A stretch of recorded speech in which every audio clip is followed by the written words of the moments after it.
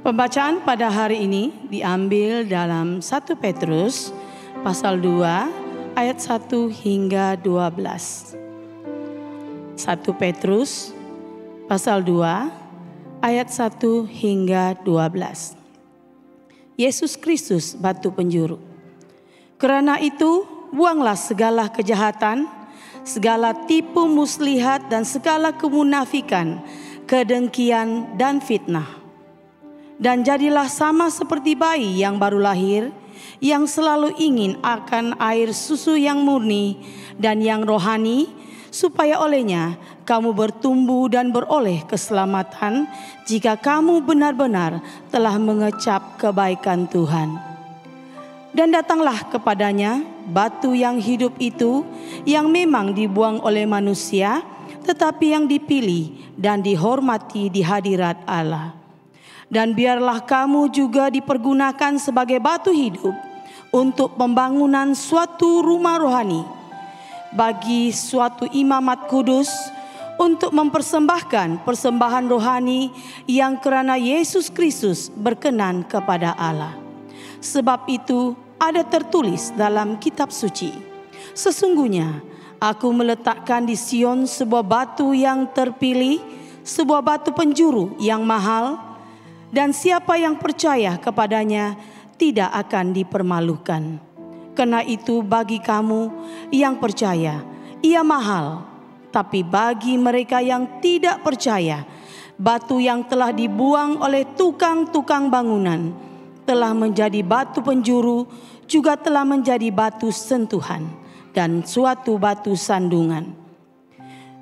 Mereka tersandung padanya karena mereka tidak taat kepada firman Allah, dan untuk itu mereka juga telah disediakan. Tetapi kamulah bangsa yang terpilih, imamat yang rajani, bangsa yang kudus, umat kepunyaan Allah sendiri, supaya kamu memberitakan perbuatan-perbuatan yang besar dari Dia, yang telah memanggil kamu keluar dari kegelapan kepada terang-Nya yang ajaib. Kamu yang dahulu bukan umat Allah, tetapi yang sekarang telah menjadi umat-Nya, yang dahulu tidak dikasihani, tetapi yang sekarang telah beroleh belas kasihan. Saudara-saudaraku yang kekasih, aku menasihati kamu, supaya sebagai pendatang dan perantau, kamu menjauhkan diri dari keinginan-keinginan daging yang berjuang melawan jiwa. Milikilah cara hidup yang baik di tengah-tengah bangsa-bangsa bukan Yahudi, supaya apabila mereka memfitnah kamu sebagai orang durjana, mereka dapat melihatnya dari perbuatan-perbuatanmu yang baik dan memuliakan Allah pada hari Ia melawan mereka. Inilah firman Tuhan. Syukur kepada Allah. Bapa di surga, sekarang waktunya kami mau mendengar firman-Mu berbicara kepada kami. Mohon lawatan daripada-Mu Tuhan, Roh Kudus-Mu hadir di tengah-tengah kami, mengajar kami, memberi kami pengertian tentang kebenaran firman-Mu, dan firman-Mu tertulis dalam hati kami, hati yang baru yang Engkau sudah berikan kepada kami. Semuanya ini kami berdoa dalam nama Yesus Kristus, Tuhan dan Penebus kami. Semua katakan amin. Silakan duduk. Salam semuanya. Pada pagi hari ini kita akan belajar dari satu tajuk, yaitu identity yang baru. Dan ini adalah kesinambungan pelajaran kita mengenai pertumbuhan kehidupan rohani kita. Nah, saudara yang dikasih dalam Kristus, pernahkah Anda bertanya pada diri sendiri, siapakah saya? Ini adalah soalan yang sering ditanya oleh seseorang yang ingin mencari tujuan dia, kenapa dia dicipta oleh Allah. Nah, apapun jawaban kepada soalan ini, ianya akan menentukan seseorang itu menempuh ataupun menjalani perjalanan hidup rohaninya sama ada bermakna ataupun akan berakhir kepada jalan yang mati. Nah, biasanya manusia suka membina identitinya berdasarkan beberapa perkara. Nah, yang pertama yaitu kerjaya ataupun kejayaannya. Ini biasanya di tempat kerjanya. Yang kedua, mungkin perhubungan mereka dengan orang lain. Sahabat-sahabat, sama ada di sekolah atau di tempat kerjanya. Yang ketiga, itu harta benda ataupun kekayaannya. Ya, dia dinampak seorang yang mempunyai kemampuan, orang yang berada, dan itulah orang nampak mengenai identiti dia. Lalu yang keempat yaitu kuasa dan kedudukannya dalam organisasi. Dan selanjutnya yaitu darjatnya dalam masyarakat. Contohnya kalau di kampung, kedudukannya sebagai ketua kampung ataupun wakil ketua anak negeri. Nah, itu dia punya identity yang dipandang oleh orang lain. Dan yang berikutnya yaitu populariti dia dalam kalangan orang lain. Ya. Seperti artis-artis dan seumpamanya. Nah, inilah kemungkinan-kemungkinan yang akan membentuk identiti seseorang itu. Saudara yang kasih dalam Kristus, hal-hal tersebut boleh membawa seseorang itu terjebak dalam pemalsuan diri. Apabila dibina atas pertimbangan dunia yang fana ini dan yang tidak kekal ini.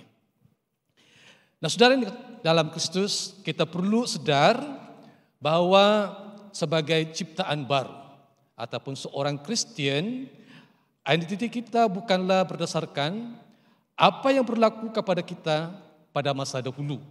Umpamanya sebelum kita menjadi orang Kristen. Tetapi identiti kita adalah berdasarkan apa yang Tuhan Yesus telah lakukan dalam kehidupan kita secara pribadi.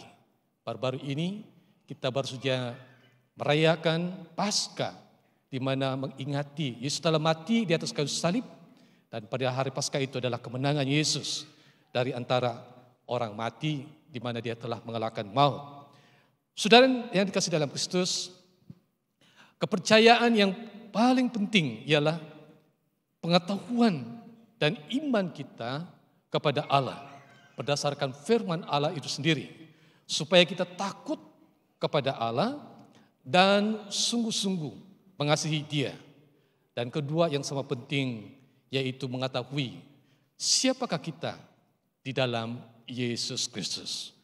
Maka sebab itu saudara, pada pagi hari ini kita melihat identiti kita yang sebenar sebagai seorang pengikut Yesus berdasarkan dalam pembacaan tadi, dan kita khususkan ataupun lebih fokus untuk melihat identiti kita dari 1 Petrus pasal 2 ayat yang ke-9. 1 Petrus pasal 2 ayat yang ke-9.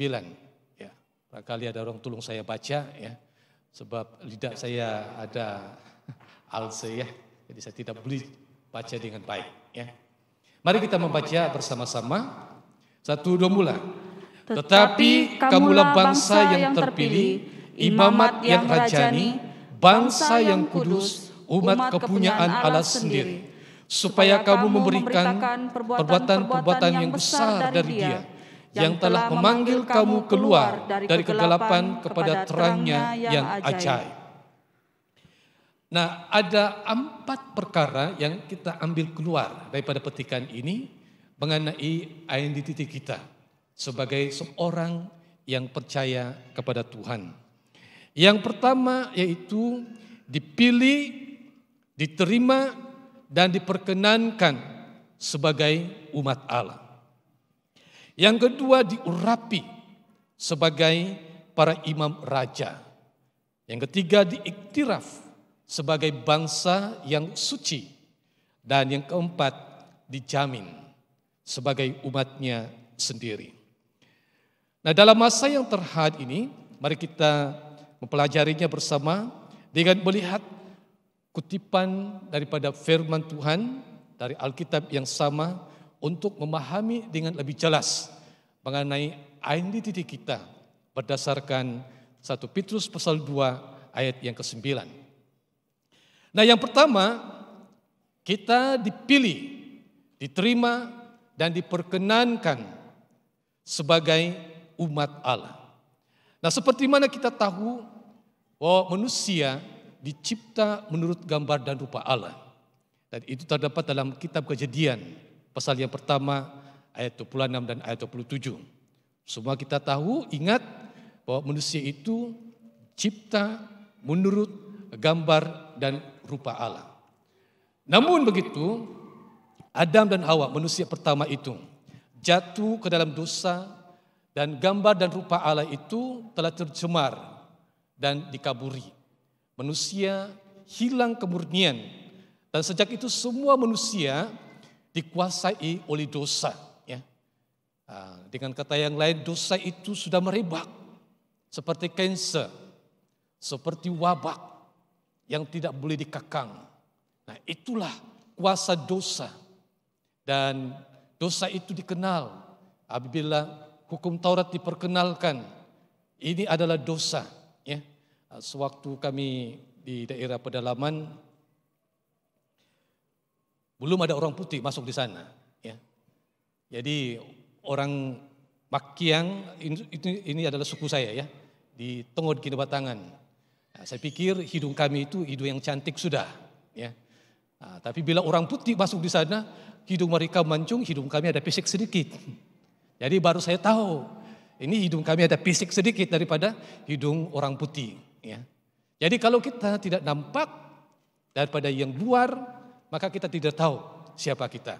Nah, sama ketika manusia jatuh dalam dosa, dia tidak tahu mencuri itu salah. Dia tidak tahu membunuh itu salah. Dia tidak tahu berbohong itu salah. Selagi belum ada hukum diperkenalkan. Maka hukum Taurat diperkenalkan, maka manusia sadar dia adalah orang yang berdosa. Nah, saudara yang dikasihi dalam Kristus, itulah akibatnya manusia telah kehilangan kedudukan mereka sebagai umat Allah. Identitinya menurut gambar dan rupa Allah telah tercemar, sudah dikaburi, dan bukan lagi dikenal sebagai anak-anak Allah. Nah, itu sebabnya anak Allah atau Tuhan Yesus diutus untuk menebus manusia yang berdosa, supaya kedudukan mereka sebagai umat Allah dapat dipulihkan. Manusia yang berdosa kini, yaitu kita sebagai orang-orang Kristen, sudah dipilih dan diterima kembali oleh Allah sebagai orang yang saleh. Jadi kita mengucap syukur sebab kita yang sudah percaya kepada Tuhan, kita diterima dengan anugerah Tuhan menjadi umatnya yang sudah dipulihkan, bahkan kita disebut orang-orang saleh. Nah, identity sebagai orang saleh sebetulnya sering digunakan di dalam perjanjian baru. Ya. Panggilan ini dialamatkan kepada orang-orang Kristen yang baru percaya kepada Tuhan. Mereka dipanggil orang saleh. Contohnya dalam Kisah Para Rasul pasal 26 ayat 10. Nah, gambaran manusia yang telah dikaburi oleh dosa itu semakin dipulihkan apabila kita mengalami transformasi atau satu perubahan hidup kita menurut gambar Kristus melalui pekerjaan Roh Kudus. Nah, pertanyaannya begini. Saya lahir daripada orang tua saya. Dan kalau kamu tidak tahu bagaimana rupa orang tua saya, kamu boleh nampak muka saya. Lebih kurang begitulah gambaran mengenai orang tua saya. Orang tua saya itu, bapak saya itu agak pendek sedikit, lebih kurang macam saya lah. Takkan saya ini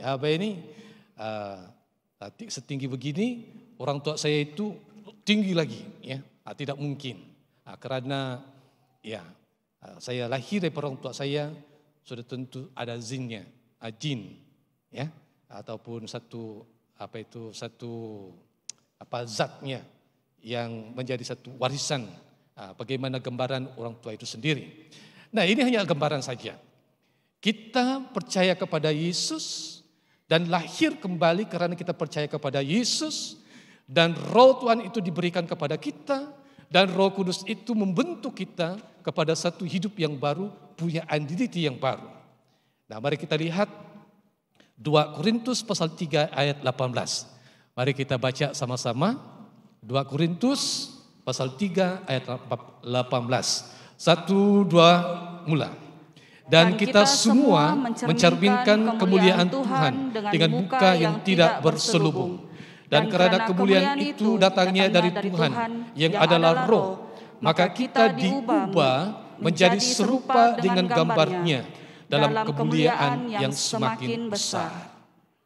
Jadi kita sungguh mengucap syukur. Betullah apa yang Tuhan Yesus cakap. Aku tidak meninggalkan kamu sebagai anak yatim piatu. Aku meminta kepada Bapa seorang penolong. Dan penolong itu adalah Roh Kudus. Yang akan memulihkan kita dan memulihkan kita dipulihkan kembali kepada gambar dan rupa Allah yang telah tercemar, yang telah dikeburi karena dosa. Kita tidak lagi hidup dalam dosa, tetapi kita hidup dalam kebenaran firman Tuhan oleh tuntunan Roh Tuhan itu sendiri. Saudara yang dikasihi dalam Kristus, yang kedua, identiti kita ialah diurapi sebagai para imam raja. Bersama dengan saya 1, 2, mula. Diurapi sebagai para imam raja. Nah, sehubungan dengan pelayanan para imam di dalam perjanjian lama, ada 2 larangan. Yang pertama yang disenaraikan di dalam 10 perintah ataupun hukum Taurat, yaitu penyembahan ilah-ilah lain ataupun Tuhan-Tuhan lain. Dan yang kedua, penyembahan berhala. Ya. Jadi ada yang tak kelihatan, itu ilah-ilah, dan ada yang kelihatan, yaitu patung-patung yang dibuat. Kononnya itu adalah tanda kehadiran ilah-ilah itu. Nah, saudara yang dikasihi dalam Kristus, pada asasnya penyembahan ilah-ilah palsu ini atau benda-benda berhala ialah perbuatan di mana menggantikan Allah sebagai raja di atas takhta hati kita. Artinya apa sahaja yang lebih penting dan perlu di dalam kehidupan kita selain daripada Allah, itu adalah dosa penyembahan berhala. Nah, contohnya, apa yang utama dalam hati kita? Uang atau kedudukan tertentu, keinginan kita tertentu, apa yang kita suka. Kalau itu lebih utama daripada Tuhan di dalam hati kita, itu sudah menjadi berhala. Dan Tuhan tidak mengingini itu. Sebab yang berhak menduduki yang paling dalam, yang paling terutama, yang termulia dalam hati kita hanyalah Tuhan kita sendiri. Oleh sebab itu seseorang yang tamak halubah disamakan dengan seorang penyembah berhala. Karena dia inginkan barang-barang lain lebih daripada dia mengingini Allah. Nah, tamak halubah itu yaitu dia mementingkan diri sendiri untuk perkara tertentu. Ya. Sama ada uangkah, harta bendakah, ataupun ada sesuatu yang utama. Ya. Nah, itu adalah gambaran mengenai sikap tamak halubah itu. Nah, mari kita lihat Efesus pasal 5 ayat 5. Apakah pengertian menurut ayat ini tentang tamak halubah itu? Karena ingatlah ini baik-baik. Tidak ada orang sundal, orang cemar, atau orang serakah. Artinya penyembah berhala. Jadi serakah ini ataupun tamak halubah ini disamakan dengan arti penyembah berhala yang mendapat bahagian, ya. Jadi orang-orang seperti ini tidak ada bahagian di dalam kerajaan Allah. Nah, saudara dalam Kristus, hari ini sebagai seorang Kristen, identiti kita bukanlah sebagai penyembah berhala atau penyembah ilah-ilah yang palsu. Sebab kita sudah berpindah daripada hidup yang lama kepada hidup yang baru. Dahulu kita menyembah ilah-ilah, kita menyembah patung-patung, kita serakah ataupun tamak holoba disamakan artikan dengan seorang penyembah berhala. Sekarang kita sudah berpindah kepada hidup yang baru. Dan dalam hidup baru ini sebagai seorang Kristen, Tuhan sedang membentuk kita kepada satu identity, yaitu diurapi sebagai para imam raja. Di dalam kehidupan baru kita diurapi secara khusus, dan ini sudah ada gambaran di dalam perjanjian lama. Para imam diurapi untuk melayani, kita diurapi untuk menjadi imam di dunia ini. Ada amin? Kita menjadi imam di dunia ini. Artinya kita mengetuai, menjadi saksi bagi Kristus di tengah-tengah dunia ini. Sebahagian kerja seorang imam adalah menyembah Allah. Nah, ini tugasan imam di dalam perjanjian lama. Dan sebagian yang lain adalah membantu orang lain menyembah Allah. Maka peranan kita seperti demikian. Kita menyembah Allah dalam masa yang sama. Kita menjadi berkat kepada yang lain. Kita menjadi saksi kepada yang lain. Nah, inilah keimaman kita. Kita mampu melakukannya bukan dengan kekuatan kita, tetapi kita telah diurapi dengan Roh Kudus. Menjalankan tanggung jawab kita, keimaman kita di dunia ini. Saudara di dalam Kristus, tambahan pula kita diurapi secara khusus, dan urapan itu mengangkat kita kepada satu kewibawaan. Berwibawa atas kuasa-kuasa kegelapan. Berwibawa terhadap mereka yang hidup di dalam dunia ini, yang masih dalam dunia ini. Nah, ini dalam alam keruhanian. Kita mempunyai kewibawaan, kuasa. Dan ini dimungkinkan apabila kita berserah penuh kepada pimpinan Roh Tuhan itu sendiri. Nah, mari kita lihat dalam Efesus pasal 2 ayat 6. Allah telah membangkitkan kita bersama Kristus Yesus, serta mendudukkan kita bersamanya di surga. Membangkitkan maksudnya mengangkat kita bersama-sama di dalam kemuliaan Kristus. Dan dalam masa yang sama, Dia mendudukkan kita bersamanya di surga. Ya. Bayangkan saudara, kalau kamu duduk dengan VIP, ya, ada sesuatu perasaan yang berbeda daripada duduk dengan kalangan yang biasa. Kamu rasa seperti dihormati. Dan memang penghormatan itu datang daripada orang lain. Sebab VIP ataupun orang yang terhormat itu ada di sana dan kita duduk bersama. Nah, saya bila berjalan bersama-sama dengan VIP, ya, ataupun duduk bersama-sama dengan VIP. Apabila mereka dihormati, saya pun turut dihormati. Contohnya, kalau VIP itu duduk di depan, saya pun dipersilakan duduk di depan. Artinya duduk bersama-sama. Nah, sama halnya saya dengan saudara. Dulu kita tidak terpandang, kita terpinggir. Tetapi bila kita diubah menjadi imam kepunyaan Allah yang diurapi, kita diangkat dan duduk bersama dengan Tuhan dalam kerajaannya. Jadi saudara mempunyai kedudukan di dalam kerajaan bersama-sama dengan Tuhan. Ini wibawa kita. Ini identiti kita yang baru. Seorang imam yang telah diurapi.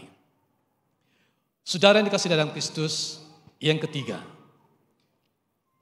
Identiti kita yang ketiga diiktiraf sebagai bangsa suci Allah. Bersama-sama dengan saya 1, 2 mula. Diiktiraf sebagai bangsa suci Allah. Ya. Kali lagi maafkan saya, susah lidah saya mau sebut ya. Ya.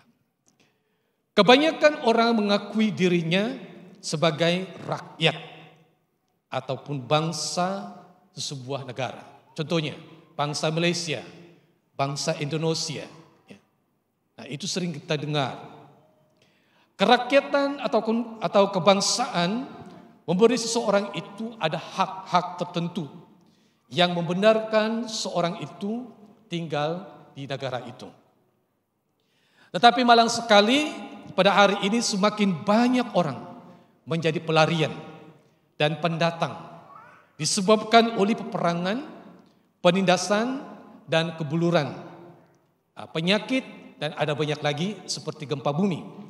Nah, situasi begini adalah amat menyusahkan dan mengancam kesejahteraan mereka karena mereka tidak mempunyai status kerakyatan ataupun status kebangsaan di mana-mana negara. Ya. Jadi mereka lari dan masuk ke negara yang lain, tidak ada status mereka, tidak ada identiti mereka. Keadaan ini menyebabkan mereka menghadapi risiko diusir keluar daripada negara tersebut apabila mereka masuk ke situ yang bukan negara mereka. Saudara, itu keadaan. Dan kita sering mendengar berita-berita seumpama ini. Namun saudara yang kasih dalam Kristus, Tuhan memberi kita harapan dan Allah sedang mengerjakannya. Di dunia mungkin kita menghadapi cobaan seperti itu. Tetapi Tuhan, kerajaannya sedang terjadi di tengah-tengah kita. Kerajaannya ini menerima semua orang yang percaya kepada Dia. Dalam kerajaannya itu tidak ada perbedaan. Pendatangkah, pelariankah, apa saja, itu tidak mengira warna dan warna kulit dan suku ataupun bangsa. Semua diterima. Dan kita disebut dengan satu bahasa, kita adalah milik kepunyaan Allah. Beri kemuliaan kepada Tuhan. Kita adalah bangsa surgawi, kepunyaan Tuhan. Dahulu kita tidak layak, kita rasa terasing, tetapi kita diterima dengan cuma-cuma. Sebab kita sudah ditebus dengan darah Kristus, menjadi warga negara kerajaan surga. Ini identiti kita yang baru dalam kerajaan Tuhan.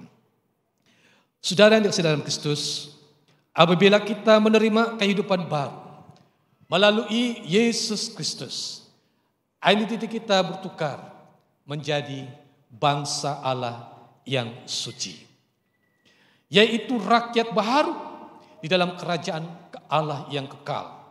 Kita menjadi sahabat Kristus dan bukan lagi hamba kepada dunia ini. Jadi saudara, saya dan kita semua disebut sahabat Allah. Katakan kepada kawan kamu di sebelah, kamu adalah sahabat Allah. Bayangkan ya, saya tidak tahu dengan saudara, tetapi tidak terfikir dalam pikiran saya, Allah sendiri memanggil saya sebagai sahabat. Dan ini bukan satu perkara yang baru sebetulnya.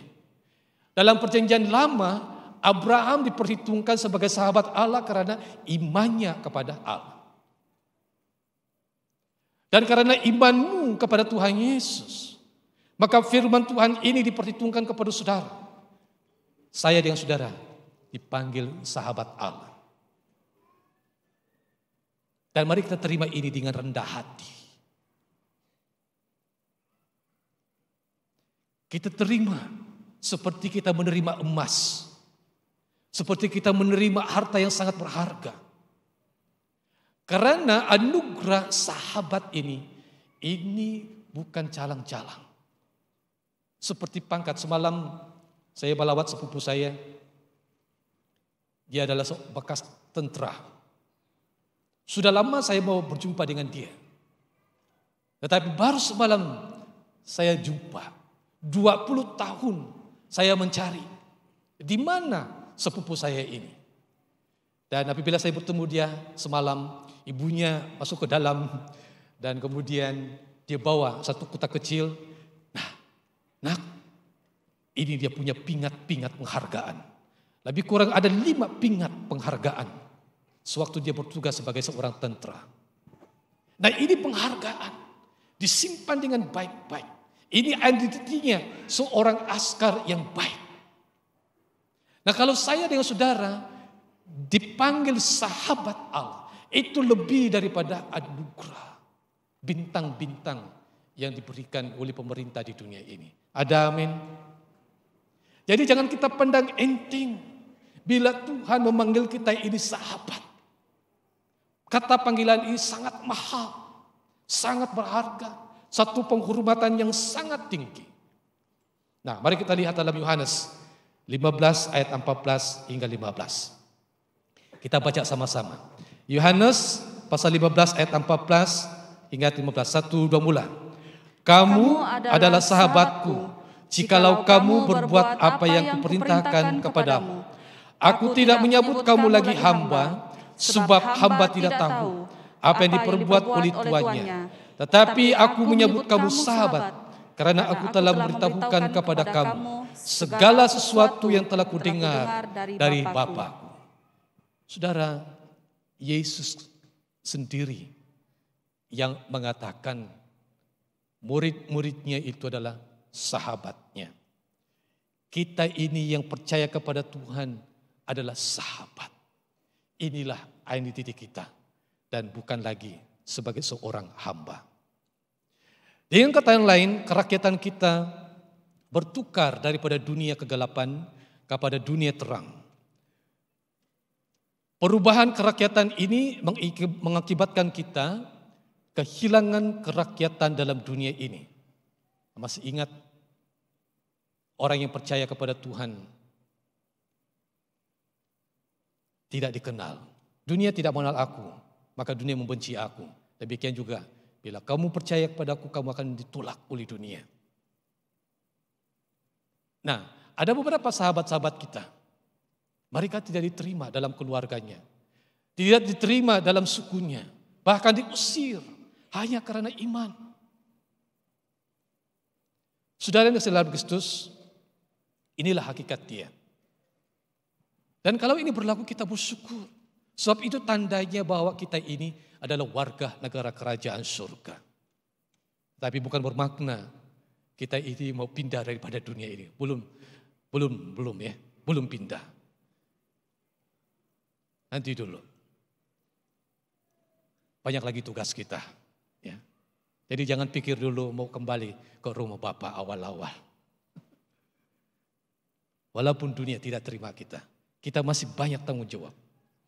Nah, perubahan kerakyatan ini mengakibatkan kita kehilangan kerakyatan di dunia ini karena iman. Dan kita terus menjadi orang asing dan pendatang di dunia ini. Dan kitab suci menyebut seperti ini. Mari kita lihat 1 Petrus pasal 2 ayat 11. Kita baca dalam terjemahan bahasa Malaysia. Nah, dalam terjemahan bahasa Malaysia itu lebih jelas. Saya baca, saudara-saudara yang kukasihi, aku merayu kepadamu sebagai orang asing dan pendatang di dunia. Jauhilah hawa nafsu yang sentiasa menyerang jiwa. Nah, bukan kita menjauh daripada dunia ini, tetapi kita terpanggil menjadi saksi di dunia ini. Yang kita menjauh daripada dunia ini ialah hawa nafsu yang menggoda kehidupan harian kita. Tapi apa yang kita mau sadari di sini ialah kita ini adalah warga negara kerajaan surga. Sahabat Allah, itulah identitas kita. Tetapi kita terpanggil untuk menjadi terang di dunia ini. Nah, dalam konteks rohani kita dianggap sebagai orang asing dan pendatang karena kita memiliki identitas baru sebagai bangsa kerajaan Allah. Inilah panggilan keistimewaan menjadi bangsa suci Allah. Sebab itu adalah kita menjauh dan menentang hawa nafsu seperti mana saya katakan tadi, yaitu amalan dunia yang paling ketara karena kita diasingkan atau dikhususkan khusus bagi Allah saja. Dan inilah maksud kita terpanggil.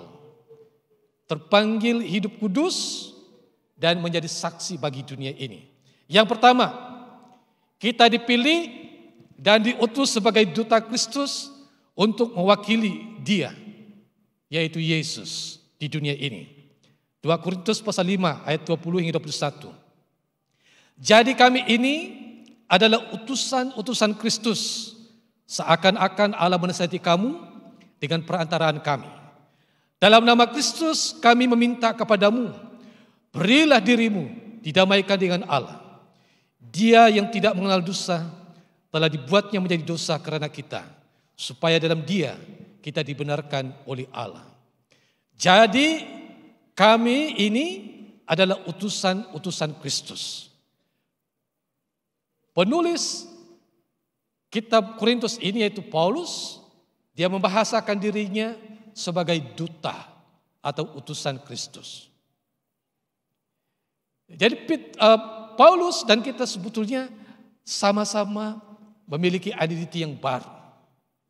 Dan sama-sama kita mempunyai tugas yang khusus. Dia membahasakan dirinya sebagai duta. Demikian juga kita adalah duta Kristus bagi daerah Tawau ini. Ada amin? Kita adalah duta-duta. Nah, itu yang pertama. Yang kedua, kita diberi kuasa oleh Roh Kudus sebagai duta atau saksi Allah untuk membawa berita baik tentang Injil Kristus ke seluruh dunia. Artinya, kita bukan sembarangan menamakan diri duta. Kita ada saksi sebagai duta, yaitu Roh Kudus itu sendiri. Ada amin? Biasanya seorang duta bagi Malaysia, kalau dihantar ke negara, contohnya ke Amerika, itu mesti ada satu surat resmi yang dikeluarkan oleh kerajaan Malaysia. Dia tidak boleh sembarangan mengatakan aku adalah duta dari Malaysia. Tidak. Mesti dia ada surat resmi yang dicup. Dan biasanya itu urusan Sri Paduka Baginda. Jadi kalau urusan resmi kerajaan Malaysia itu, sampul suratnya itu ada di sana ditulis urusan Sri Paduka Baginda. Ya, itu resmi. Ini adalah dari kerajaan. Jadi duta itu bukan sembarangan. Demikian juga kita ini duta-duta Kristus, bukan duta-duta sembarangan. Beritahu kepada kawan kiri kanan kamu bukan duta sembarangan.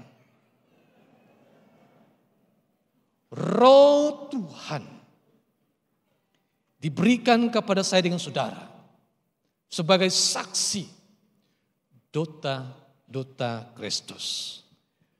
Yang ketiga, Tuhan Yesus berkata, kita adalah garam dan terang dunia yang membawa orang lain kepada kekekalan. Matius 5 ayat 13-14, kita baca sama-sama, 1, 2 mula. Kamu adalah garam dunia. Jika garam itu menjadi tawar, dengan apakah ia diasinkan? Tidak ada lagi gunanya selain dibuang dan diinjak orang. Kamu adalah terang dunia. Kota yang terletak di atas gunung tidak mungkin tersembunyi. Kita dipanggil garam dunia. Kita dipanggil terang dunia. Inilah panggilan kita sebagai bangsa yang suci. Kita menjadi saksi bagi Kristus. Yang keempat, yang terakhir, identiti kita dijamin sebagai umatnya sendiri. Bersama-sama dengan saya, dijamin sebagai umatnya sendiri. Jadi saudara, ada jaminan. Ya. Siapa di sini dijamin? Nah, kamu mengerti betapa bernilainya jaminan itu.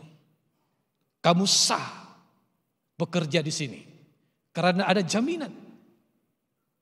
Pihak pemerintah tidak boleh sewinang-winangnya untuk mengadakan tindakan undang-undang selagi saudara ada jaminan. Demikian juga iblis tidak sewinang-winangnya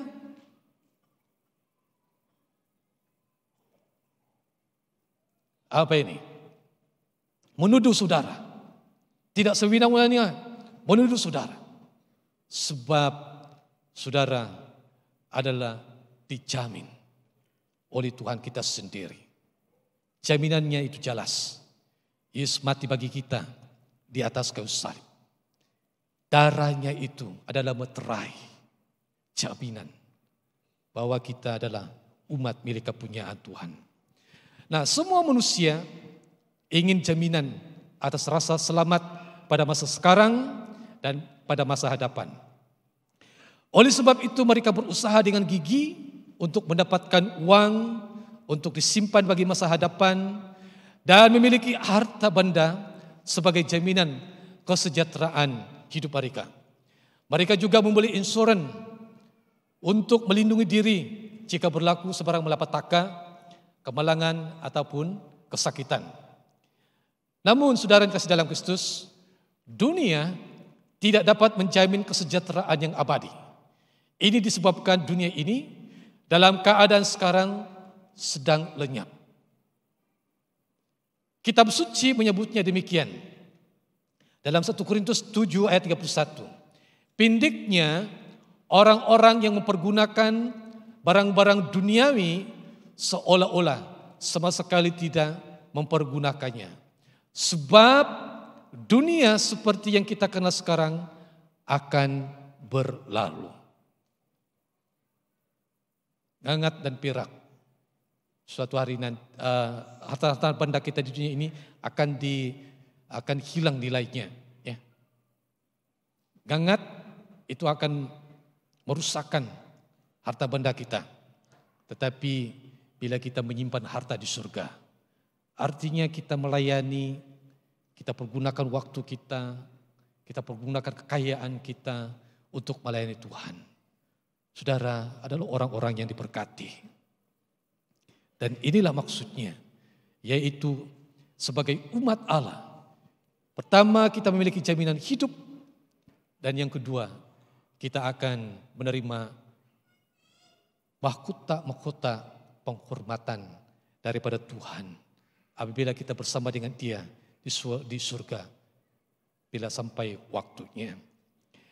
Saudara dalam Kristus, benda yang fana tidak memberi jaminan untuk kehidupan yang kekal. Sebaliknya, kita yang memiliki kehidupan yang baharu, memiliki identiti yang baharu sebagai umat Allah sendiri. Kita percaya bahwa kita adalah milik kepunyaan Tuhan. Dan ini adalah berdasarkan jaminan yang sungguh-sungguh bahwa kita adalah kaum ketebusan, kaum yang sudah dibayar segala hutang-hutang kita, dan kita benar-benar kepunyaan Tuhan Allah sendiri. Nah, ada beberapa perkara mengenai jaminan bahwa kita ini adalah milik kepunyaan Allah. Yang pertama, dalam Yohanes pasal 1 ayat 12, kita adalah anak Allah karena kita telah menerima Yesus Kristus sebagai penyelamat dan Tuhan kita. Jika kita percaya dan menerima Yesus sebagai penyelamat dan Tuhan kita, kita menjadi anak Allah. Dan menurut Yohanes 1 ayat 12, mari kita baca sama-sama. 1, 2 mula. Tetapi semua orang yang menerimanya diberinya kuasa supaya menjadi anak-anak Allah, yaitu mereka yang percaya dalam namanya.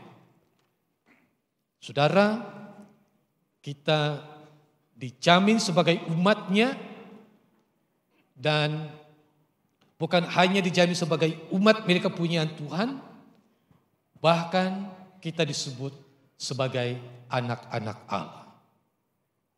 Nah, dunia tidak dapat menerima kata-kata ini.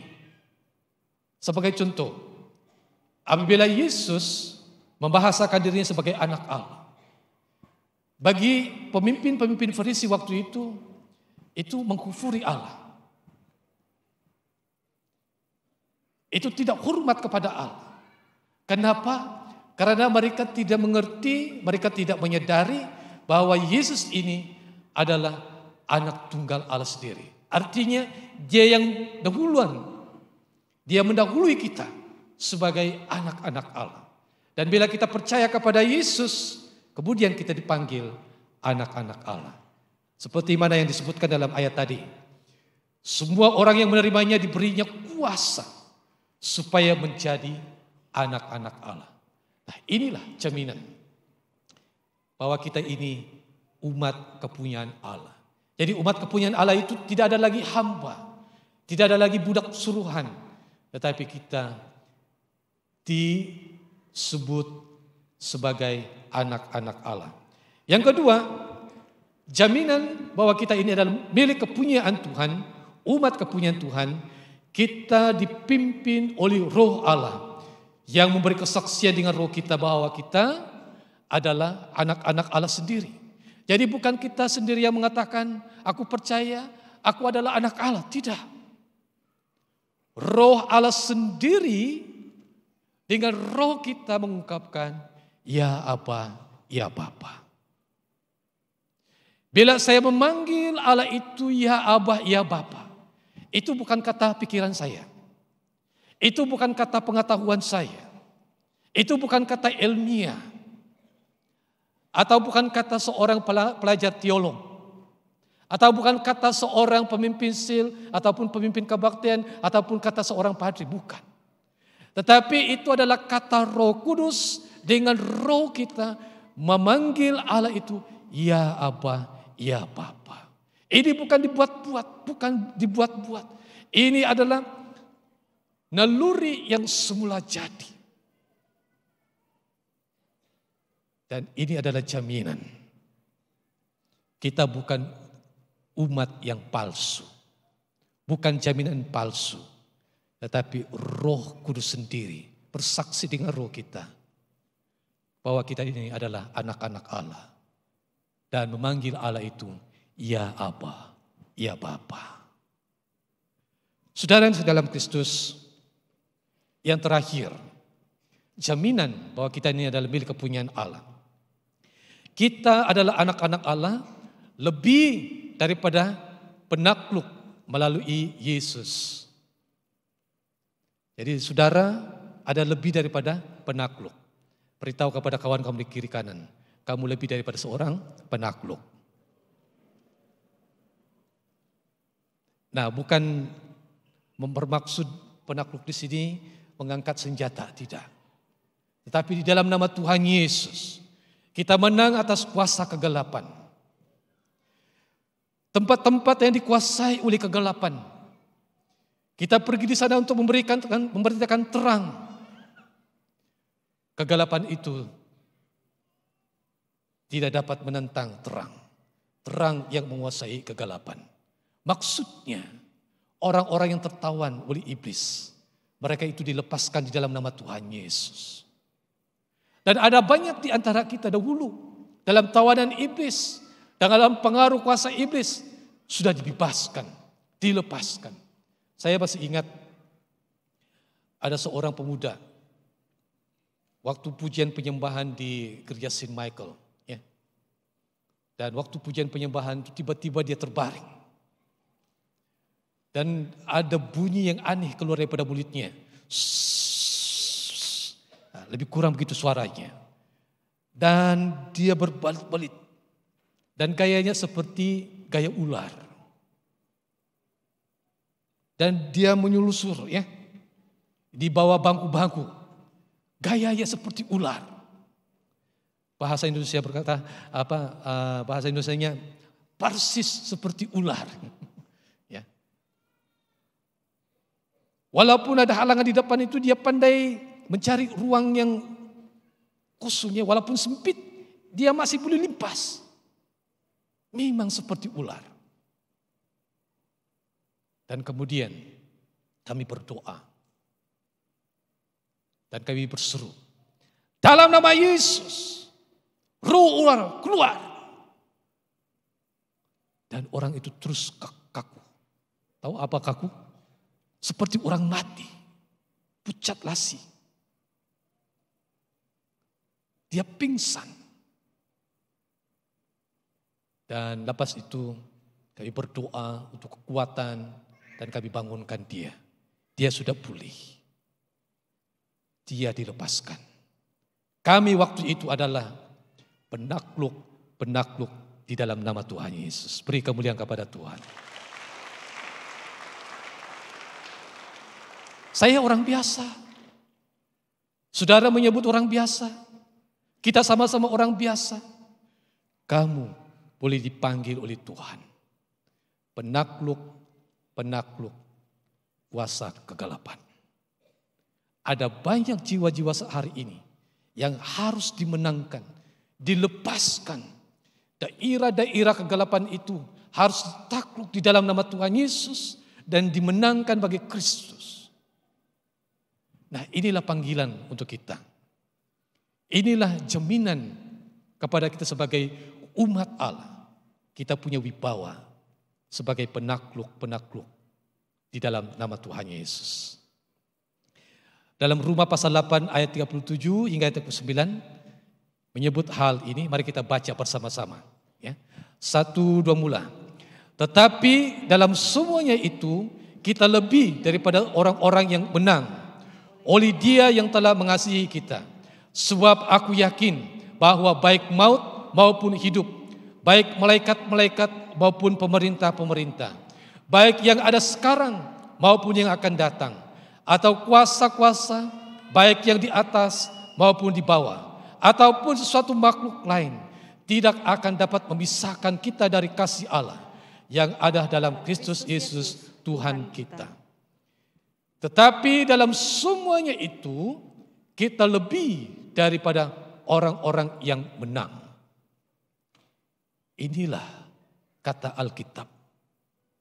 Saya dengan saudara sebagai umat kepunyaan Allah sendiri, kita dijamin dan kita punya wibawa sebagai penakluk kuasa-kuasa kegelapan. Penutup. Untuk apa kita memiliki identity milik kepunyaan Tuhan? Mari kita baca 1 Petrus pasal 2 ayat 9 semula. Kita baca bersama-sama 1, 2 mula. Tetapi kamulah bangsa yang terpilih, imamat yang rajani, bangsa yang kudus, umat kepunyaan Allah sendiri, supaya kamu memberitakan perbuatan-perbuatan yang besar dari Dia yang telah memanggil kamu keluar dari kegelapan kepada terangnya yang ajaib. Untuk apa kita diberi identity yang baru? Supaya kita memberitakan perbuatan-perbuatan yang besar dari Dia yang telah memanggil kita keluar dari kegelapan kepada terangnya yang ajaib. Perbuatan besar apakah yang telah dilakukan oleh Tuhan? Nah, mari kita membaca dalam Yohanes 3 ayat 16. Inilah perbuatan yang besar daripada Allah. Bersama-sama, 1, 2 mula. Karena begitu besar kasih Allah akan dunia ini, sehingga Dia telah mengaruniakan anaknya yang tunggal, supaya setiap orang yang percaya kepadanya tidak binasa, melainkan beroleh hidup yang kekal. Sekali lagi bersama-sama kita baca dengan suara yang kuat. Inilah perbuatan Tuhan yang besar, perbuatan Tuhan yang sungguh mulia untuk kita semua ke atas dunia ini dan sampai selama-lamanya. Bersama-sama kita pembacanya 1, 2 mula. Karena begitu besar kasih Allah akan dunia ini, sehingga Dia telah mengaruniakan anak yang tunggal, supaya setiap orang yang percaya kepadanya tidak binasa, melainkan beroleh hidup yang kekal. Saudara, untuk itulah kita mempunyai identity yang baru. Supaya kita mengikhtiarkan kebaikan Tuhan, kasih Tuhan. Bukan hanya kepada kita, bahkan kepada semua mereka yang belum kenal kepada Tuhan kita, Yesus Kristus. Mari kita bangkit berdiri.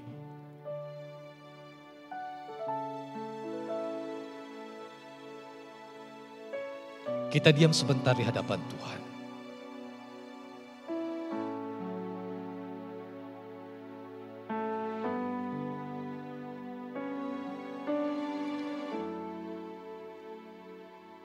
Dunia ini sudah rusak. Karena dosa sudah masuk ke dalam dunia ini.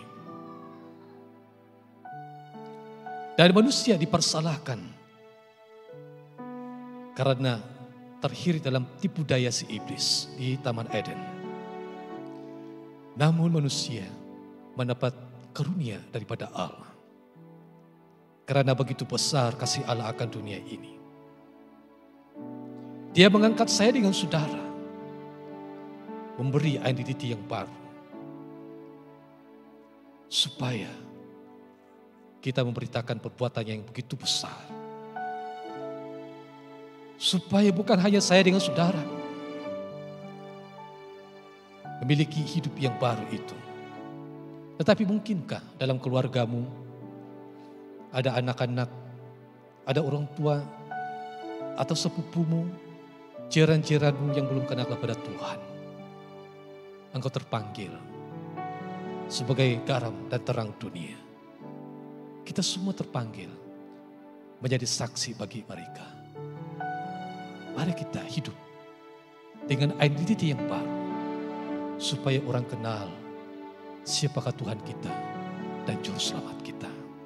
Bapa, kami berdoa. Firman-Mu tinggal diam dalam setiap hati jemaat-Mu di sini. Di dalam nama Yesus dimateraikan oleh Roh Tuhan dalam setiap hati kami. Dan akan membentuk dan terus membentuk hidup kami kepada identiti yang baru. Identiti daripada Tuhan sendiri. Menurut gambar dan rupa Allah sendiri. Terima kasih Bapa. Semuanya ini kami berdoa. Dalam nama Yesus Kristus, Tuhan dan penebus kami. Semua katakan, amin. Beri kemuliaan kepada Tuhan kita.